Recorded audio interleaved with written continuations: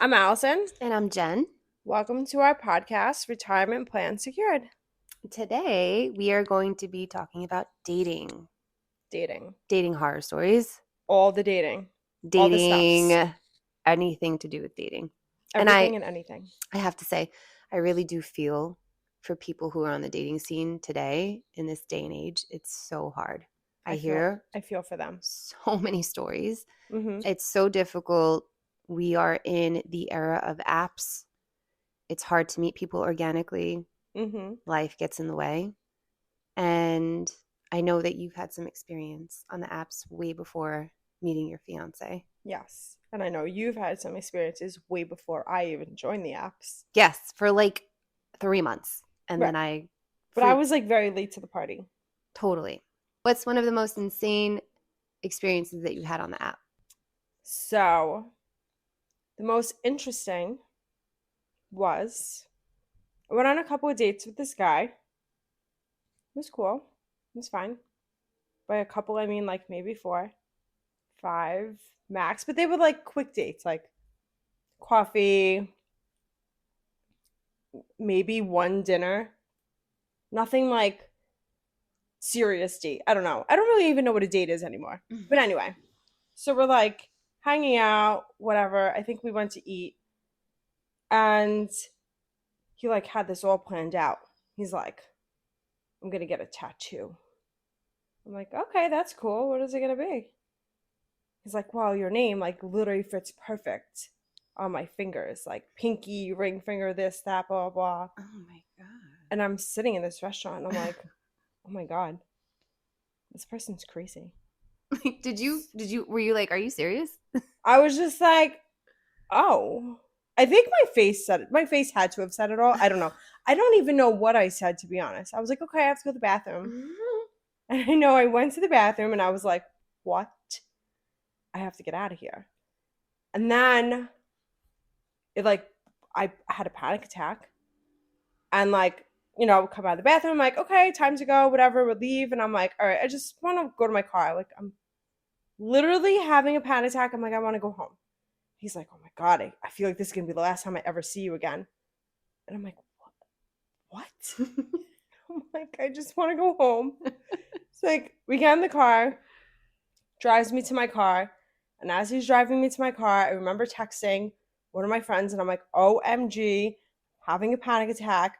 This guy is literally crazy. This is not normal. Like, and she's like, where are you? And I'm like, she was able to track me because obviously I'm going on dates with people. Like, my friends are tracking me. So she's like, okay, let me know when you get to your car. So I'm like, okay. So I get to my car and I'm like, all right, it was great. I'll see you later. I gotta go. I'm like, I will call you when I get home. Like, I will call you when I get home. He's like, yeah, okay, cool. Just get home safe. I'm like, okay. I'm in the car and I'm like, oh my God, I dodged a bullet. Like, I'm never seeing this person again, okay? So it takes like, say, 25 minutes for me to get home. It's like minute 23. My phone rings. It's him. I answer the phone. And I'm like, hey, did I call you? And he's like, no, why? I'm like, cool, because I said I would call you when I get home. So if I didn't call you, that means I didn't get home. Now he's like sweating, freaking out. He's like, stuttering. I'm like, okay, bye. Now I'm like, I get home and I'm like, shoot him a text. Hey, I'm home. All is good. I'm going to go take a shower. I'm going to bed. Calls me again in like 30 minutes. I don't answer. Calls me again like 20 minutes later. I don't answer. I text him like, hey, I'm laying down, not feeling well, going to sleep. Talk to you tomorrow. Yeah. Okay, this is a stage 5 clinger. This is beyond stage 5 clinger. Now I'm terrified for my life. I'm like, what? I don't know why you're even giving him updates. This is like the craziest part. Because he wouldn't stop. I feared that I had to like now turn this around in a different way. So the next day, of course, I wake up with a text message. So I'm like, listen, this is just not for me. I'm not ready to date. It's not you. It's me. Like, this is just not for me. I don't know. I'm not ready. It was great meeting you. Okay. Doesn't say anything. Oh, no. So I'm like, okay, cool, cool. This is even better. Like now he's not gonna say nothing. We're done. A couple hours later, he like called me 3 or 4 times. So I finally answer. I'm like, hey, what's up? He's like, nothing, just walking the dog. And I'm like, cool. Did you read my text message? He's like, yeah, I really didn't understand what you were saying there. I'm like, oh, yeah, like this, I gotta go. No, maybe read it again. I don't know. Like, what do I do? I felt bad. I was trying to be nice. And then, like, the whole day I kept going. And then he proceeded to text me pictures of his face while he was crying. Well, So, needless to say, I never answered after that. But this was like a full 24-hour cycle of like, after he texted me the crying face and I didn't respond, I think he got the hint, I hope. Well, I yeah, don't know. you would hope. I ended up blocking him. I don't ever block anyone. And never heard from him again. Well, So I that's what wish I him would have said. well. I literally would have blocked him immediately. I don't get how you His nickname entertain was that. Crybaby.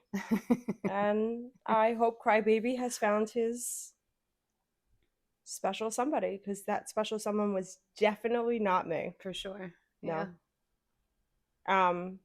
So let me hear your most interesting, I'm wild, crazy, give it to me story. Well, the reality is that like anyone I've ever been in a relationship with, I have met organically out. I was in a strange situationship back in like 2017 with somebody who was super young, like 8 years younger than me. It ended pretty poorly for very specific reasons. And I found myself single. So I went on Bumble and I ended up, I think I mentioned like the algorithm on Bumble when you first sign up shows like the most attractive people. Mm-hmm. So I thought this was great. I'm like, this is amazing. So I wiping, hit the like, whoa, jackpot. this is awesome. And I ended up matching with this one guy who was just in it for the fun. And I don't even know what my purpose for going on the app was for anyway. I think I've always been a relationship girl and I wanted to have a relationship. I didn't expect to actually meet somebody on the app. Mm-hmm. So I ended up meeting up with this guy and it was very clear that he was just in it for the fun. So I made an agreement with him and that's where we stood. And I said, when I meet my future husband, I will never text you again. And he was like, sure. He was totally fine with that. But there were some other dates that I went on in the 3-month stint of being on Bumble that were really strange and very concerning. So I know that it's really scary out there, Mm-hmm. and I can only imagine how much worse it is because this is like 7 years ago, maybe even 8 years ago at this point, and it's become even more difficult to meet people organically because of COVID and the pandemic and people being home, and then finally going back into the offices. Like everybody has social anxiety, and I think like they've just become so accustomed to being on the internet. But there's a lot of like horror stories with that, ghosting and not connecting and pen pals. I just hear all of it. I think most of the people become pen pals. But I do think right now, well, it probably happened a couple years ago. Probably like over 1, 2, 3, 4, maybe like 4 or 5 years ago. 4 years ago. Somebody created like these Facebook groups, like, are we dating the same guy, like, Oh yes. in your area? Yeah. And honestly, I think that was the smartest thing ever that somebody did, because I see on there that people like really dodging a bullet, or like someone will post someone like, hey, is anyone dating this guy? Has anyone dated him? Like what's the story? Yeah, but I feel like some people are saying like in the groups that like these men get so mad. Like, what are you so mad about? Only if you've done Like, something wrong. right. So Yeah. like, what is the big deal if a girl is trying to make sure that you're not a serial killer or you're not a sociopath? Like, they're just trying to like make sure that you're not married. or you're not with a girlfriend, or you didn't just break up with someone, or you're not talking to 17 other people at the same time. Yeah. Like, Well, what the is the thing big is, deal? there are a couple of scenarios with this, right? And I also follow that because you told me to, and I think it's very interesting. I do feel that at times, women who may have had their own experience with an individual on a date will share some things that may not be fully true on those message boards I agree with that also. and could taint a reputation. Right. But for the most part, that's not the case. And what we normally see is married men on the apps Right. and their wives finding out and asking anonymously, please let me know if you've dated my husband. And people have. Right. Right. Like, I don't feel like I feel like some of these girls would be like, oh, he was awful. We went on a date and he chewed with his mouth open. Like, Yeah, like who that's cares? so fucking shallow. Maybe for the right girl, he'll chew with his mouth shut. I don't know. That's not what that Maybe message board is for. right. Yeah. Like, the message board is to be like, is this person crazy or is he not? And there very well could be 15 girls that say he's not crazy and he could be crazy with you. You still just have to go in like with your guard up no matter what. Like, yes, it's nice to know that he's not married or whatever, but you still have to be guarded. You can't be like, oh, 12 girls said that this guy's great. Yeah, Let's you go. just don't know who you'll vibe with. And like Right. that is true. Like some guys, they are different depending on who they're dating. Right. And if a guy falls in love, that's it. Right? Like they're a completely different person than they were when they were just having fun. Exactly. So and I mean, and that goes for everyone, I think. Truth is that like if you're not ready for a commitment, you're not going to show up as your best self. And I think that goes back to like dating just generally. Like if you are really truly wanting to date, to have a long-term relationship, get married, have kids, whatever it is, you need to actually date yourself first. You need to take care of yourself, think about what makes you happy, and then only then will you meet somebody who does more than that. I completely agree with this. Yeah. And I feel like too many people go from one relationship to another, to another, to another, and they're never going, I mean, I'm not going to say never. They're not going to find their person as easy as they would if they're just single. Like, you have to be single and be happy okay with knowing that it's just you. Like, before I met Mike, I was fine with knowing that if I don't meet my person, I'm fine alone. Like, right. I'm fine. I don't need anyone to take care of me. I can take care of myself. I could pay my bills. I have my own job. I could run a household. I could take care of a child. Like, I can do all these things on my own. It is a complete bonus to be able to do it with somebody else, but I'm fine with doing it on my own. Totally. Me too. And once I became okay with terms, like, well, I was okay for a while, but once I like really came to terms and I was like, whatever, I don't even care. Like, if I meet someone, I meet someone. If I don't, I don't. And I met Mike, and it just... But that's how it works. That's it. The minute that your mind says, yes, I actually am not even looking, I don't even meet care. Somebody. Yep. That exactly happened to me. Yeah. I was so happy single, actually. I was single for a long time, and it was great.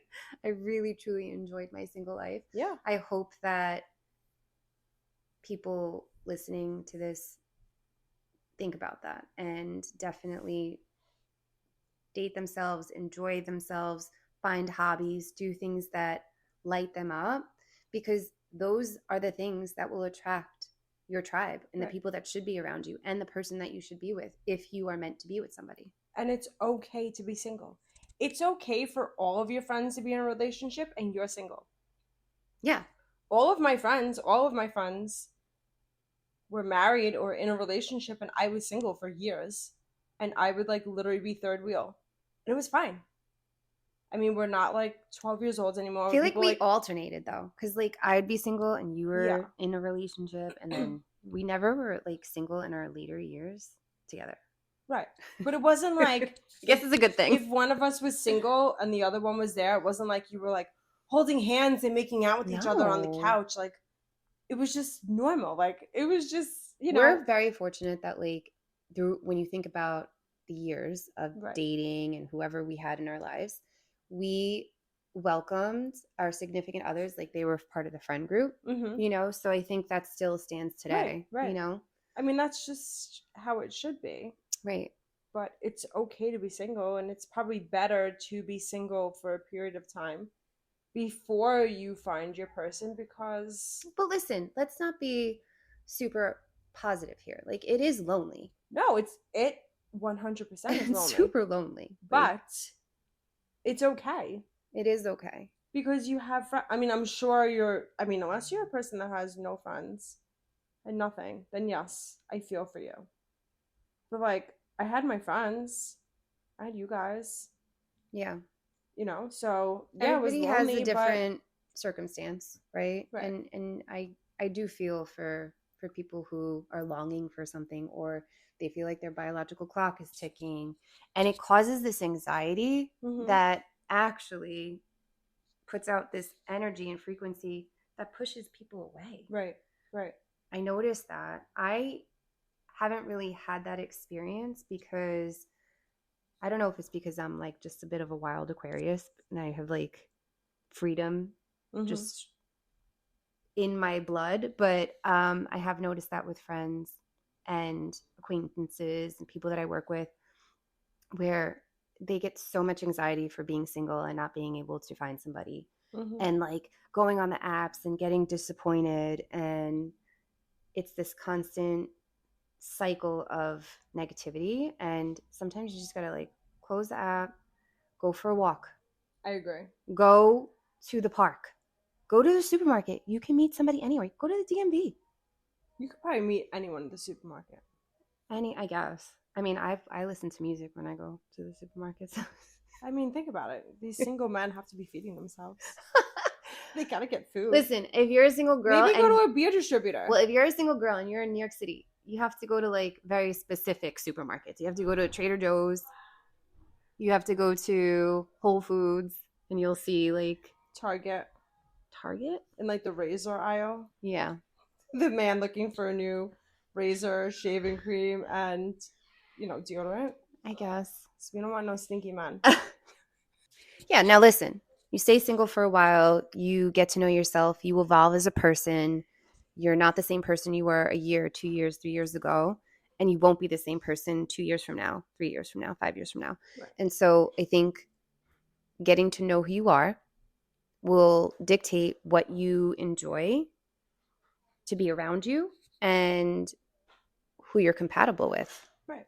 And I feel like if you just, this is going to sound so corny, but if you're just like every day, like, I'm fine, I'm okay by myself, I don't need anybody, like the right person is going to come along. But you have to make yourself believe or know that you can do all these things by yourself. Like, you can't just walk around and be like, oh, there's a hot guy crossing the street. Oh my God, is he single? Oh my God, does he have a ring on? Oh my God, is he going to look at me? Just be yourself. Yeah.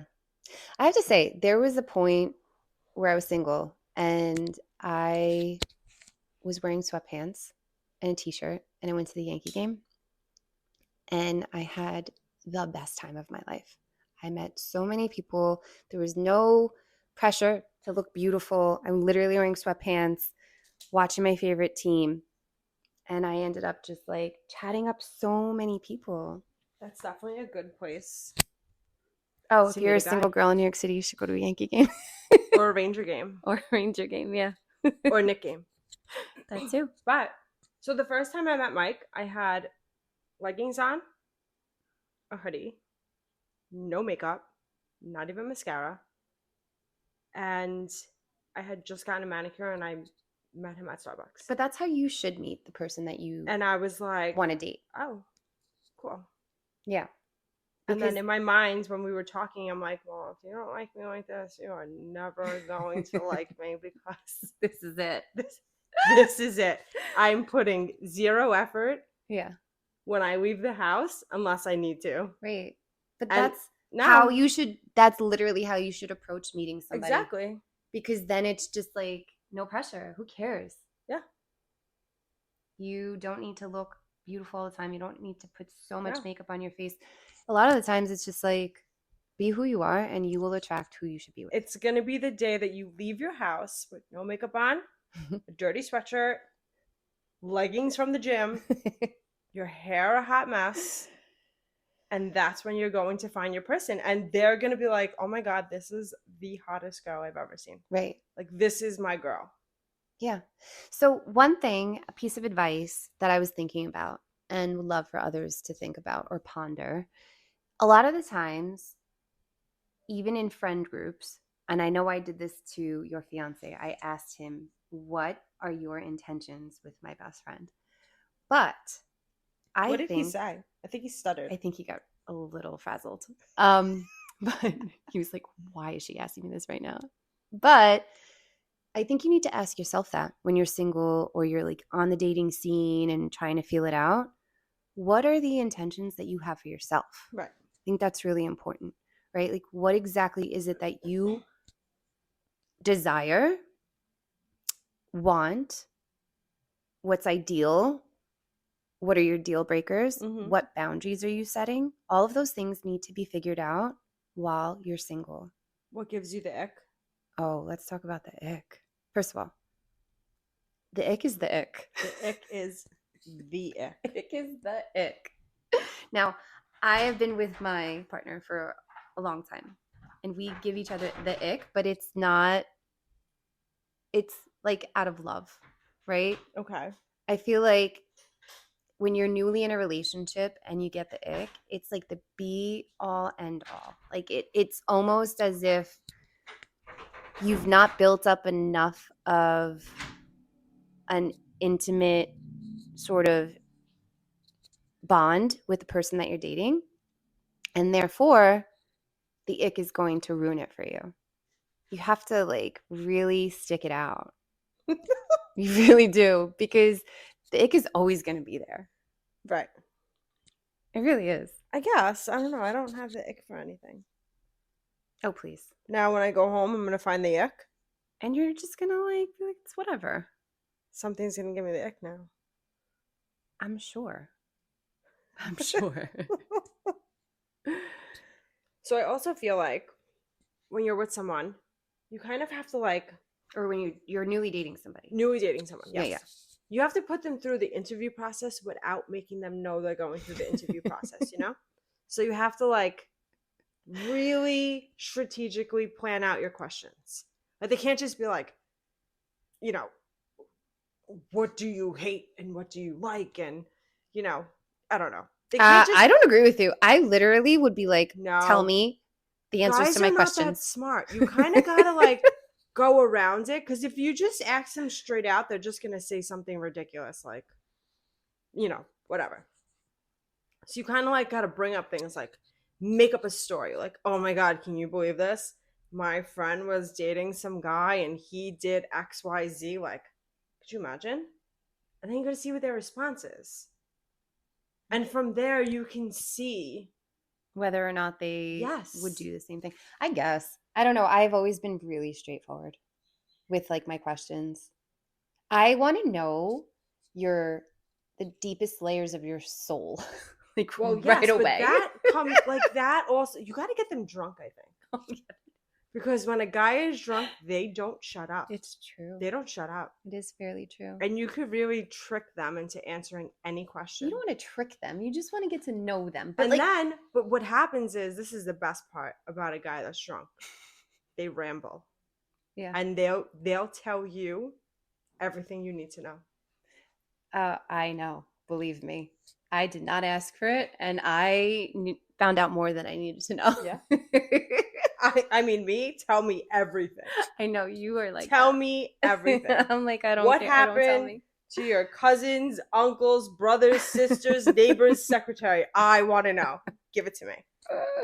So all good points. I think for me, and the transparency piece, I want to know, and it takes time. Like, it's not just like the first date. No, you have to like, peel the layers away. Yeah, I want to know like what's your love language. I want to know what your personality is like. I want to know what excites you, what you do in your spare time, your alone time, what's your hobbies. Like, I ask all of those questions because that's how you know if you will be aligned. But the thing is, people can say anything also. So they also have to like, Well, I you ask gotta those vet it. questions, but I don't talk about myself. That's the thing, Right. which some people do. I actually love to ask questions, and it's more to me like a discovery Mm-hmm. conversation, Mm-hmm. and I don't share a lot about myself. Right. Same. I didn't either. Yeah, I only tell you what I want you to know. exactly. I'm not gonna tell you an ounce more. Right. Because then you can feel it out better. I like to be mysterious. Yeah.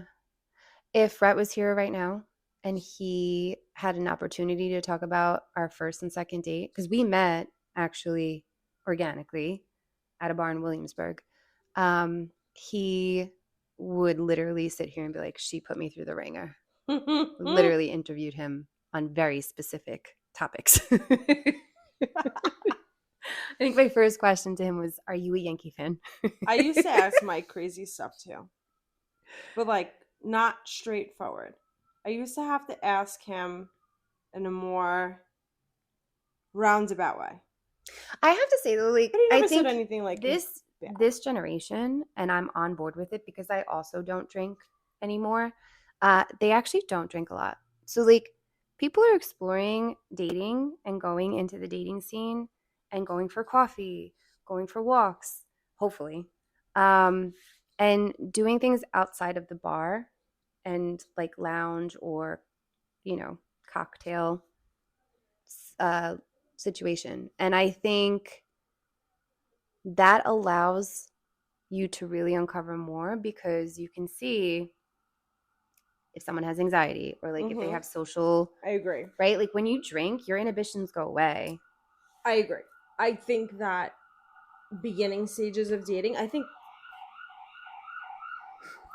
New York what the City. fuck is going on? It's New York City. This is not Long Island. Where the hell am I? Um, I think that the best dates are like quick coffee dates because I liked when you did that. I feel like for Yeah. some reason you get to know about somebody so much more on a quick coffee date because in Yeah. both of your minds you're like, all right, I got 30 minutes tops Right. and I'm out of here. Yeah. And I think those are the best ways to really like see someone and Get the vibe. get their vibe. Right. That's like definitely a meet and greet. Yeah. For I feel sure. like meet and greets are perfect. I would never want to go on like a full date the first time I meet you and like go No. eat somewhere. No way. Or Well, like that's also like if you're on the apps, right? Like it's so much pressure, not only for like the girl, but the guy. Like, what do I do? Do I have to go on a date? Like yeah. usually it's like let's go meet for a drink. Yeah. I personally would not enjoy that. I want to be able to go on a coffee Yeah. date or like go for a walk or something, meet in public. And you get to know somebody in that environment and it's like less pressure. You're not worried about like money and like Right. who's paying for Right. what and I eating in don't front of need you to somebody. pay for my coffee or my drink or my meal. No, of So course I not. feel like on these Facebook groups, like these girls are like, "You're better than that. You're better than a coffee date." Who cares? If you want No. to take me out for a slice of pizza and it was $1.25, whatever. Oh yeah. It doesn't mean anything. Like just get to know someone. Maybe they're nervous about going to a bar or a restaurant or whatever. Like maybe they only have 10 minutes. It just if they want to, they will. Right. So if somebody wants to take you out on a date and you're okay with that, then fine. But if somebody's like, "Hey, I literally have 30 minutes on Saturday. I'm busy all week. Do you want to grab coffee?" And in your mind you're like, "Oh, that's not good enough. I'm better than coffee." Right. Then shame on you. Yeah. The other thing too is that when you're dating, sometimes you want to meet somebody and you like them and you hope for the best and you're kind of obsessed with just that one person. And you really shouldn't do that. You should Mm-hmm. keep your options open, should be Mm-hmm. very flexible with types of personalities and looks because you just never know. You can fall in love with someone's soul and who they are inside. And maybe they don't look like the ideal partner that you had in your mind, or they have a completely different style. You just can still connect with someone. So I think that is a major thing. I feel like people are like, well, I don't like guys with brown hair. I only like blondes, or I only You like have to be over guys. six Yeah. foot Like, four. Yeah, it doesn't matter. Like, if right. you want to continue to chase after that, then fine. But you might lose someone so amazing along the way because you love a guy with blue eyes and this guy has brown eyes and he's just not your vibe and he was sloppy the way he dresses or whatever. Those are things that you can work on. You can change the way somebody dresses. What? Like, I mean, but well, why? some people You are don't like, have I to. want, them to dress a certain way or whatever. Or Yeah. I don't like their style. How about that? I don't like their style. Like, that should not be a thing. Like, go outside the box. If you typically go for a type, obviously that type is not working for you if you're single. Just be open. Be open and go for somebody different. Right. Listen, I have plenty of friends who were dating guys for a really long time and they're like, I'm gonna date a girl. And they did, right? Like, just be flexible. I believe in being universal for sure. Mm-hmm. No judge zone. You don't know until you know, right? So be open Exactly. to anybody. I mean, you could meet Mr. Right or Mrs. Right or whatever the case is, and you can be engaged and married in a year. I know, it's true. I mean, I met Mike and we got engaged 364 days after we met.